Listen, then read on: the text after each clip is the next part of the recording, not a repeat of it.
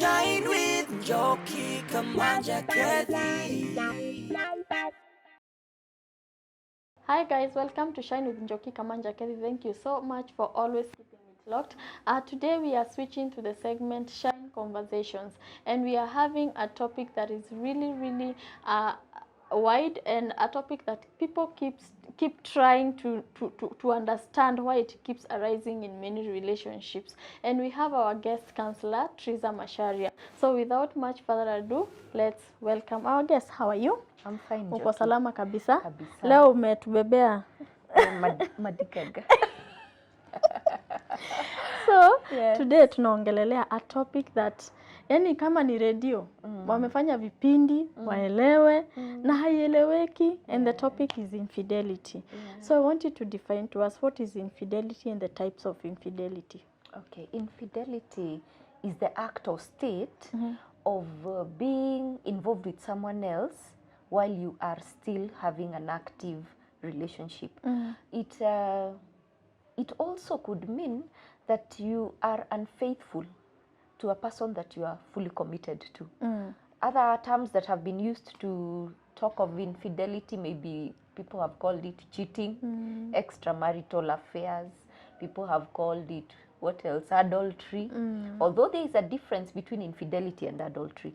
Adultery actually means that you are sexually involved with the other person. Infidelity can be in many forms, because it can be physical or sexual, which means you are having sexual intercourse with another partner other than the partner you are committed in a relationship with. And it can also mean in infidelity that you are having an emotional involvement with someone else without necessarily having sexual intercourse.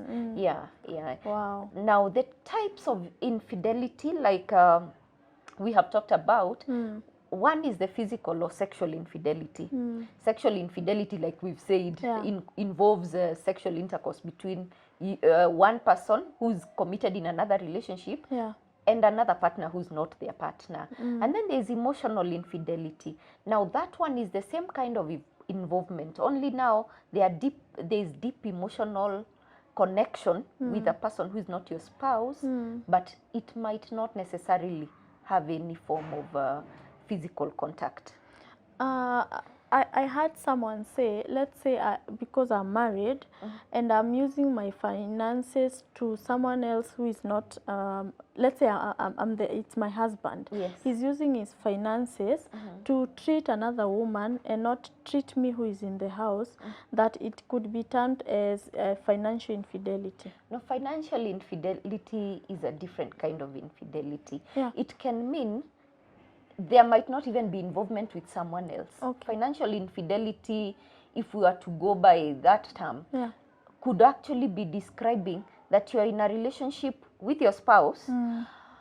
You have an agreement concerning finances, like every couple should have. This is how we are spending this money. But you go and do other things which you are not in agreement with the family finances. Now that can be termed as a financial infidelity. But in an infidelity kind of situation, of course there'll be finances involved. But that does not necessarily describe financial infidelity. Financial infidelity is something different. Other forms of infidelity can be one night stands, that there is no emotional involvement, and this one can happens most of the time with people who go out on maybe a drinking spree. You meet someone because you're under the influence of alcohol, you find yourself in bed with this person. It was not something that will last. Maybe you don't even exchange numbers, and maybe you didn't even plan for it. You had not planned for it. You could have gone on a trip, and then while you're on that trip, you go out and meet someone, and you end up in bed with that person. That is what we call a one night stand. It's a form of infidelity. There is a kind of infidelity we call commemorative infidelity. Now this one is where one partner is not getting what they need from the relationship. Maybe I'm not being able to sexually satisfy my partner. So this person is going out there with the intention of just getting that form of gratification from out there, not with any intention of breaking the marriage. But because I'm not getting this here, I will go out there and get this and then come back. There is another form called obligatory infidelity. Now this one is you're being unfaithful not because sometimes you want it, but it is an exchange for a favor. Sometimes you're doing it out of peer pressure, because I'm with my friends and every one of my friends is having a side chick or a side guy, and you don't want to be rejected or to be seen as different. It can be because you're working in an office and you are being forced to have an affair with your boss in fear of losing your job. So obligatory is just as the term suggests. You feel obligated to have this kind of affair. And then there is also what we would call this kind the addictive, addictive kind of affair. Now this is somebody who's having an affair sometimes with anybody, so long as they are continuously having sex with someone different. And this one is out of addiction. It's not because they don't love their partner, it's only that they can't help themselves. This kind of affair sometimes is very painful because it leaves the other person feeling, from this affair, before you have fought this girl, he's already with another one. You know, and it goes on and on. And sometimes people who are in this kind of addictive infidelity, they don't know how to get out themselves. Now, the other types are a double life infidelity. Double life infidelity, you know, people say that it's impossible to love two people at the same time, but sometimes people get tied up in an affair and you don't want to lose your main spouse, and you still don't want to lose this other person. So you end up, you have a wife here, you have or a husband, but there is also this other person who almost shares the same kind of emotional attachment with you, but it is on a side. This one does not know, this one does not. Is that why you'll find people going to the now polygamous marriages? Because you feel now jusiezi mtupa siakuje tu. Yeah, now that one is the kind of double life affair. And sometimes in my thinking, not that this is what is said of it, but I think the double life kind of affair or infidelity is actually what polygamy is about. Yeah, because this person is here and they are here. It's like they live two different lives with two different people. And then there is the revenge infidelity, where because you cheated, goja nikuonyeshe. Yeah, let I show you. You know? So there is that kind of infidelity where somebody is doing it just to revenge. Sometimes not because the partner cheated, but because maybe the partner is not meeting a certain need for them. So it's their way of fighting back. Yeah, like now maybe you're harsh on your husband, you're not serving him food, he decides, haunifanyi hii, niende nikuonyeshe. Nitakuonyesha. Kuna wengine wanaweza fanya, you know. So that kind of revenge affair is another form of affair. And then there is also a kind of affair where somebody is conflicted. They don't know where to be.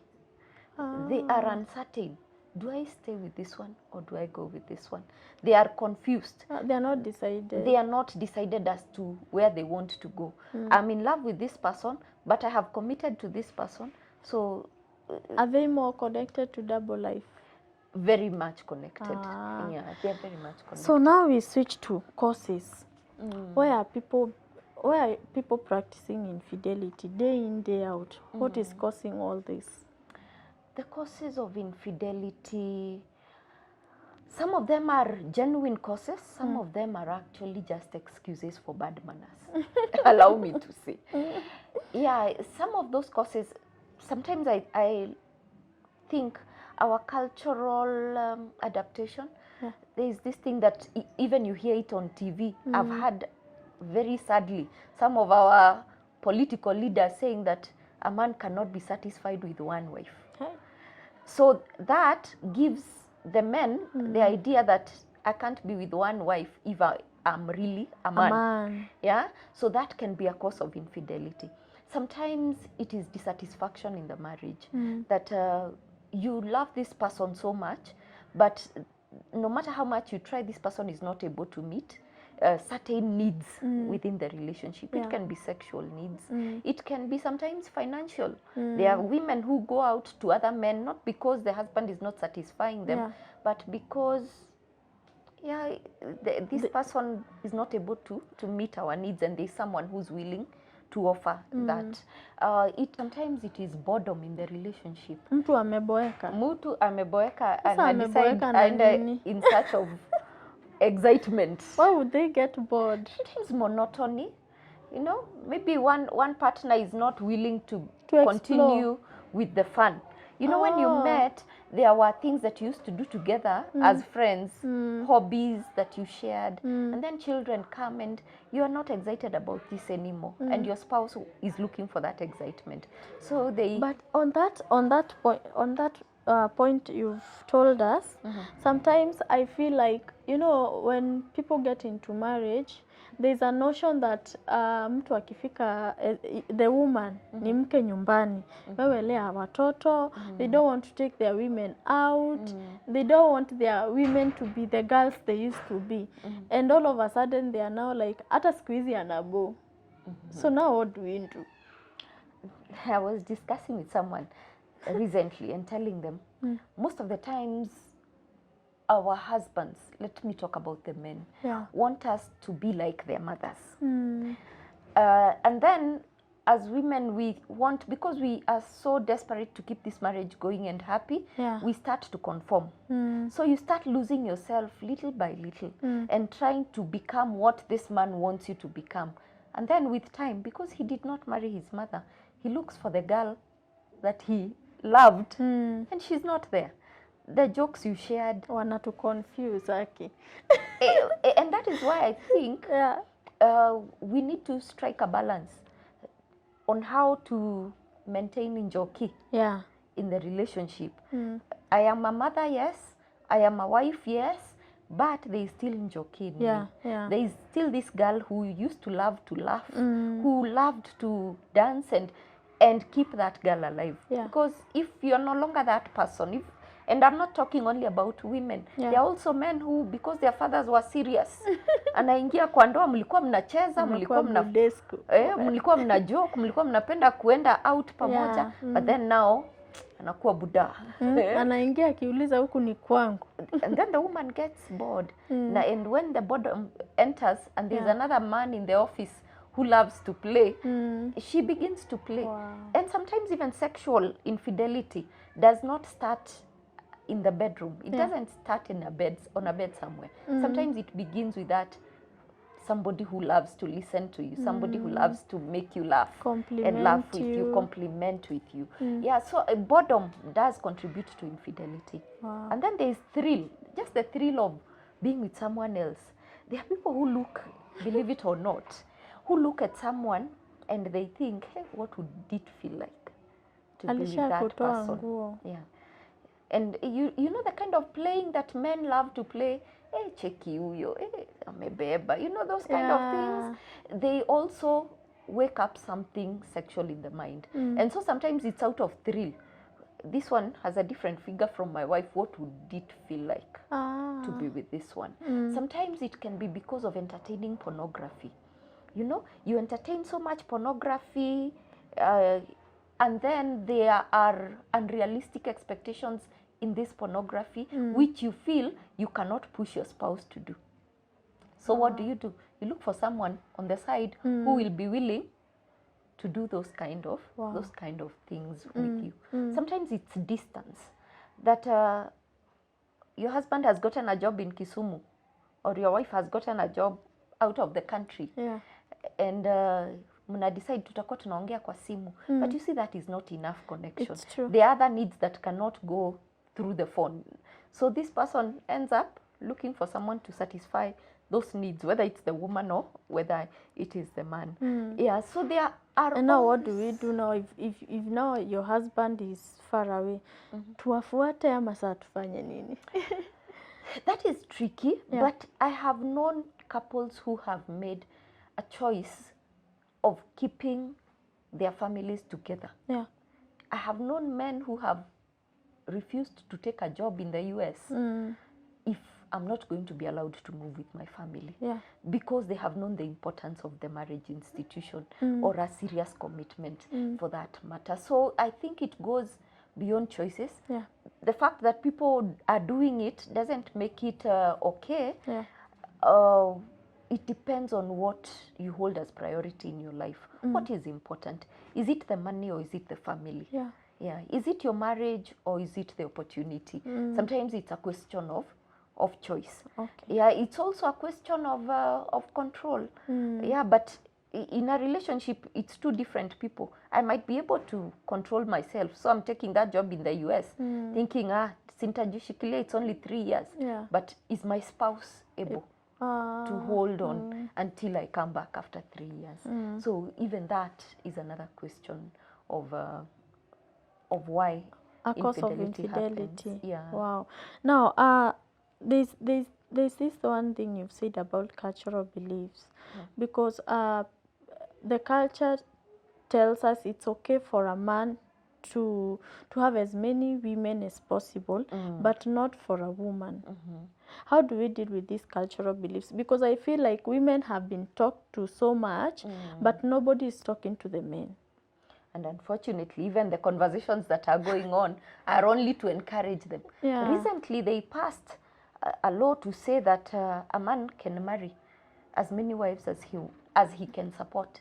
And now, legally, a Kenyan marriage is potentially polygamous if it's not in the Christian setting.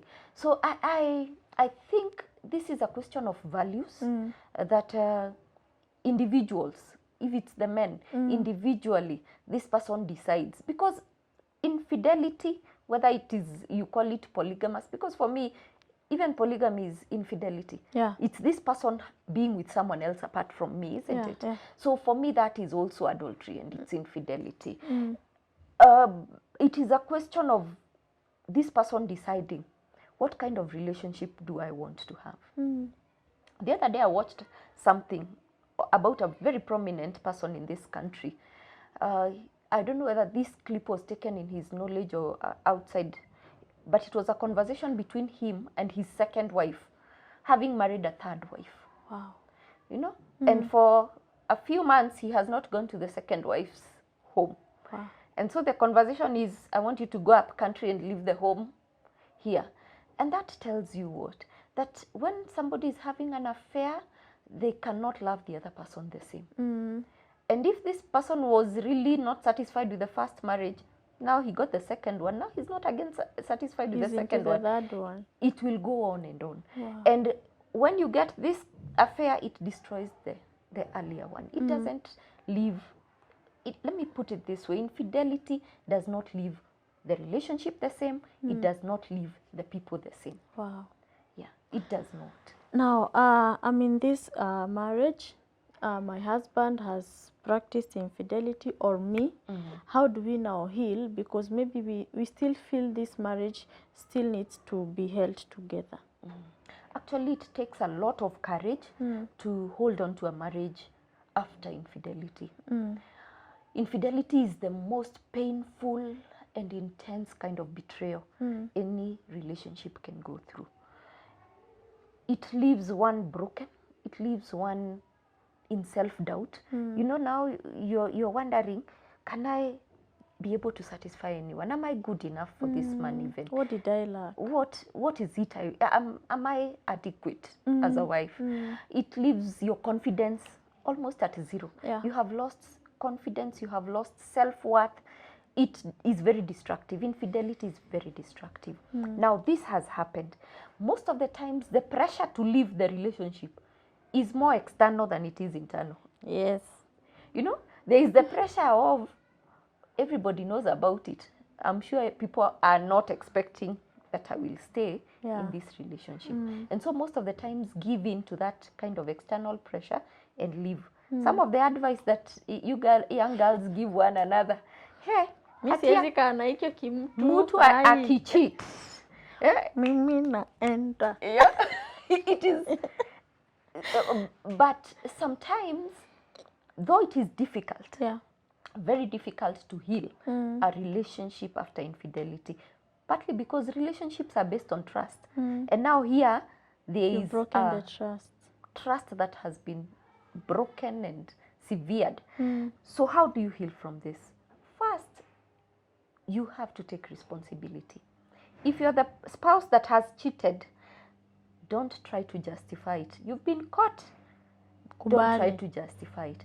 And let us also agree that infidelity is painful, not just for the person who has been betrayed, but for the betrayer as well.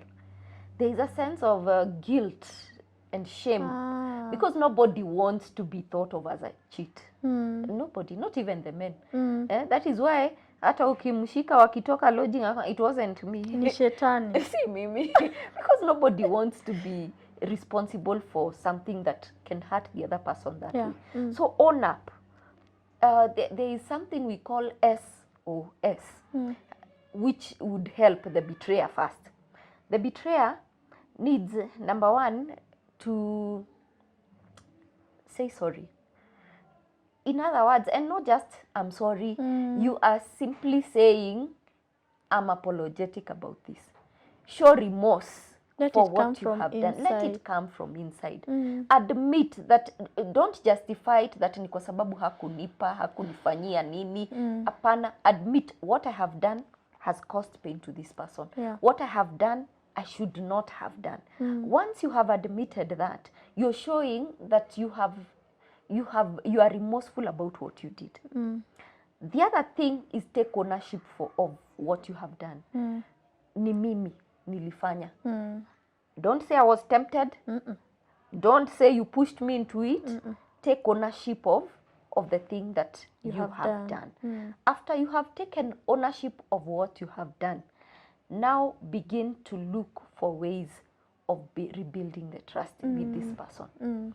So in other words, you are putting work into it. You are saying, for you to trust me again, simu yangu ndio hii. I'm not even going to put a password.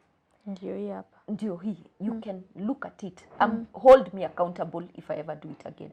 Sometimes it can be as intense as calling that other person together with your spouse and telling them, I'm here with my spouse and I want to tell you, this is over. Now, a spouse who can take the courage to do that can be able to rebuild the trust in the relationship. Because now you have shown remorse. You have taken ownership for this thing that you've done. And then, apart from taking ownership, you have also taken the spade and said, tufanyie kazi. He relationship yetu. I am saying, I am putting work into this. I am allowing you to hold me accountable. You are also telling this person, because this might have been the triggers, labda nikienda places without you, I get tempted to meet other people. So wherever I go, I expect you to go with me. For the person who has been cheated on. Before you go to the person who has been cheated on, this person has cheated. Let's say it's my husband. He has gone, he has had maybe a child. And now he wants to, like, it's over. He cannot go on with that person. But now there's a child involved. When this child, and he suggests this child has to come into my life because he's my child or she's my child. How do I now behave towards that? This is my own personal opinion.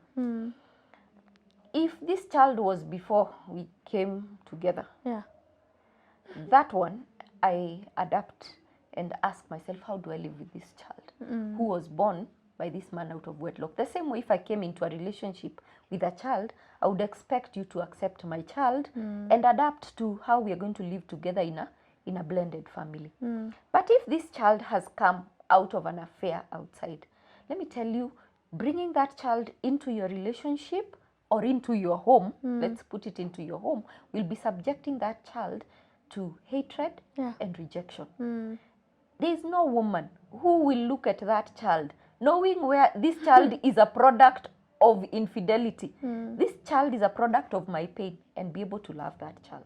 Can I allow him to be responsible for his child with mtoto ako na mama yake, but he can be responsible. Exactly. Okay. This is your personal life. You did not involve me when you were going to get this child. Yeah. Kwa hivyo sasa, hata sasa, do not allow me to get involved in this child. Because the truth is, I'm yet to see a woman who would be able to love a child of infidelity. I am yet to see one. But there are those who love, uko like, what do I do now? What do I do now? This child has a mother, isn't it? What you can agree as a couple, ni you go into an agreement with the mother of your child. And because of the accountability, you can agree, out of our family budget, this is how much of your money, not ours, not mine, will be going into that. Yeah. To ensure that this affair is not continuing, sometimes I've known ladies who have taken the responsibility of being the ones who sent the cash, so that I'm sure hamuonani na hamuongei. So that is the spade work that has to go into healing the relationship. Now, for the spouse who has been betrayed, the number one thing you need to do is first rebuild your confidence, because most of the times an affair completely shatters your confidence. Rebuild your self-esteem, because those are some of the effects that make infidelity so devastating. Rebuild your self-esteem, rebuild your confidence, internalize what has happened, but also realize that it hurts, and look for a way of talking to someone about it. Some women have chosen, because they want to give the picture that my marriage is perfect, so they choose to hide these things. But most of the times, because of the pain that comes with infidelity, some of those women end up becoming totally depressed. Yeah. There is a form of depression that is suffered by soldiers out of the army. It's called post-traumatic disorder, PTSD, post-traumatic stress disorder. And it is a kind of disorder that can make somebody act like a crazy person. So you find somebody who has gone through infidelity, and especially women are most affected. Not that men are also not affected, they are. But women, because we are more emotional and our emotions go out there, you find a person has lost meaning of life. They have lost a sense of dignity. So this person doesn't want to bathe. Huyu mtu saa zingine either haongei na watu ama anaongea kama wazimu. You know, that person can get into depression. So look for someone to talk to about it. You can talk to, but the most recommended person to talk to sometimes is a professional counselor, because they can help you. Not all relationships can heal from infidelity. Let's also make that clear. Sometimes if it is infidelity that keeps recurring, like the one we said that is addictive, if it's that kind of relationship, you know, every time you are just about to heal from ameingia ingine, that can be totally destructive to you. So sometimes in that one, the option might be to take a break, let this person first get help, and then you can come back together. If that is not the case, then you can choose to go your own separate ways. But healing is very important for the person who has been betrayed. Healing, getting to a realization that because someone cheated, it is not your fault. There could have been a problem in the relationship. Lakini, it doesn't give them the right to have cheated on you. So accept or get to that space of realizing it's not me who is at fault here. Si mimi mbaya, si mimi nina shida.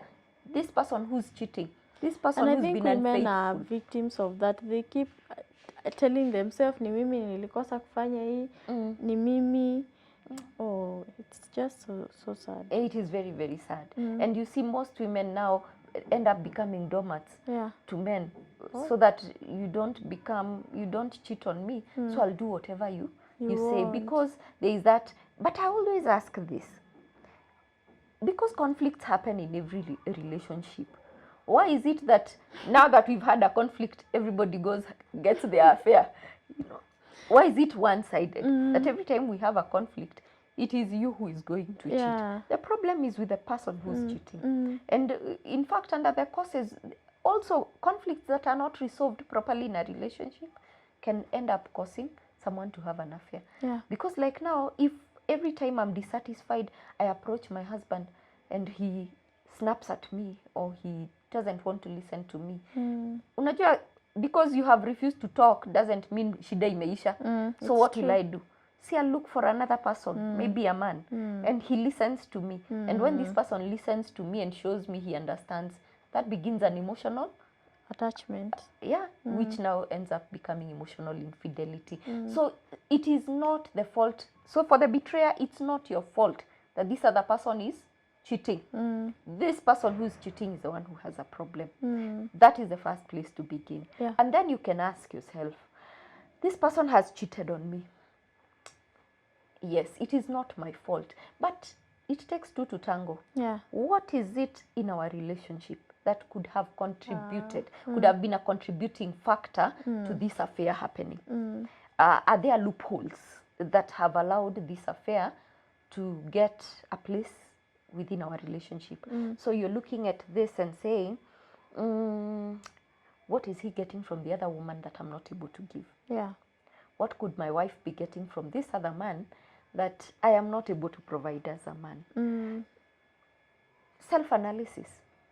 Sasa ushajiondolea blame, but you're also saying, for this to have happened, there must be something in the relationship, not with me, with the relationship, that has created room for this to happen.